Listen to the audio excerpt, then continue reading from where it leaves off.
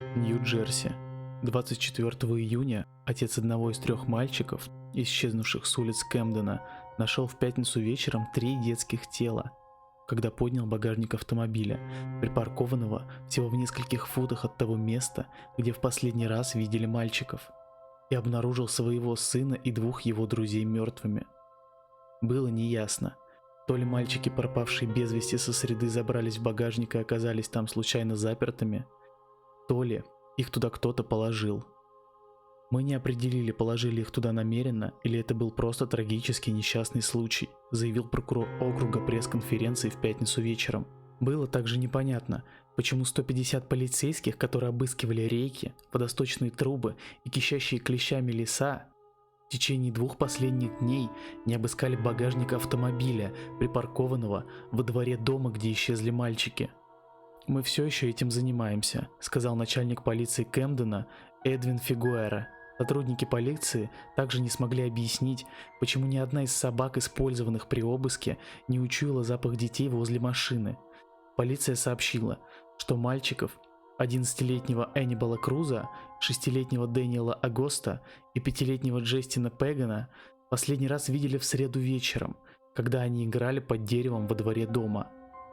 По словам очевидцев, около 7 часов вечера в пятницу отец Дэниела, Дэвид Агоста, решил проверить припаркованный во дворе автомобиль.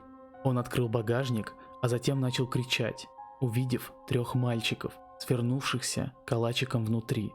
Отбежав от машины, мужчина упал на колени и рухнул на землю. Перепуганные соседи и родственники обхватили его руками и потащили со двора. Через несколько минут его увезли на машине скорой помощи. «Это так ужасно, это невыносимо», — сказала Венди Уайт, которая присоединилась к толпе ошеломленных зрителей, затаив дыхание, когда полицейские начали растягивать белые простыни через двор. Полицейские заявили, что на телах мальчиков не было никаких видимых следов травм, что привело родственников и других людей к предположению, что мальчики задохнулись. В пятницу вечером тела мальчиков, все еще находившихся внутри машины, повезли для дальнейших исследований и вскрытия тел. Трагедия. Знакомое лицо в Кэмдене.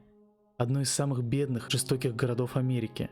Каждый год дети гибнут от войн с наркотиками, и по всему городу стоят тротуарные мемориалы. Но от этого известие о смерти 3 мальчиков не стало легче воспринимать. По мере распространения слухов, добровольцы, которые провели последние 2 дня стоя посреди улиц Кэмдена и раздавая фотографии мальчиков, собирались на углах улиц и падали друг другу на плечи. Некоторые потянулись к мобильникам, чтобы в полголоса передать новости, другие рыдали.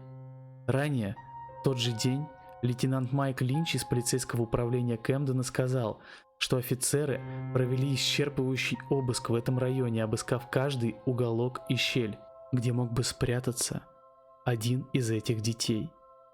Большая часть этого внимания была сосредоточена на участке, заросшей сорняками набережной, примерно в полумиле от того места, где в последний раз видели детей. Кэмден окружен рекой Купер с восточной стороны и бурлящей рекой с западной. Основная версия заключалась в том, что мальчики подскользнулись в воде и утонули, хотя и версия про похищение не исключалась. Весь день в пятницу полицейские на катерах носились вдоль реки, а специально обученные полицейские собаки висели на носу, обнюхивая всю поверхность. Офицеры пешком, верхом и на забрызганных грязью вездеходах прокладывали себе путь через подлесок, пытаясь найти хоть малейший след детей.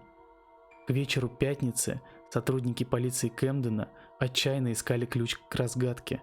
Они организовали эмоциональную пресс-конференцию, на которой 3 матери стояли перед телекамерами и умоляли своих мальчиков вернуться или всех, кто знал, что с ними случилось, дать информацию.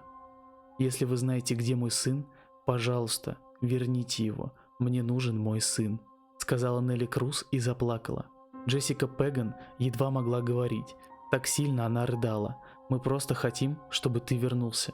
Пожалуйста, вернись». Когда пришло время Ираиде Романовне, матери Даниила, заговорить, на ее лице застыла маска горя. «Мы хотим, чтобы они вернулись домой как можно скорее. Мы их любим». Мисс Круз и мисс Пеган сказали полиции, что они были последними членами их семьи, которые видели мальчиков перед тем, как они исчезли. Они сказали, что наблюдали за детьми с крыльца дома около 5 часов вечера в среду, а затем пошли в дом, чтобы приготовить ужин. Через полчаса, когда они вышли, мальчиков уже не было. Принимал прописанные ему лекарства от гиперактивности и импульсивного поведения. И соседские мальчишки говорили, что он часто играет с младшими детьми, потому что лучше с ними ладит. Дядя Дэниела, Марио Равейра, сказал, что Дэниел, который исчез за день до своего последнего дня в детском саду, был милым мальчиком, который всегда возвращался домой с каким-нибудь новым растением, которое он только что нашел. Он также любил животных, особенно кошек. Дэниел казался подающим надежды спортсменом. Соседские дети удивлялись, как он мог прыгать через высокие, связанные цепью ворота всего в 6 лет. Его мать, мисс Роман, рассказала прессе, что он никогда раньше не выходил из дома один. Она называла своего сына обычным ребенком, который любил кататься на велосипедах, играть в грязи и простые детские вещи. Детей нашли спустя 2 суток, уже мертвыми.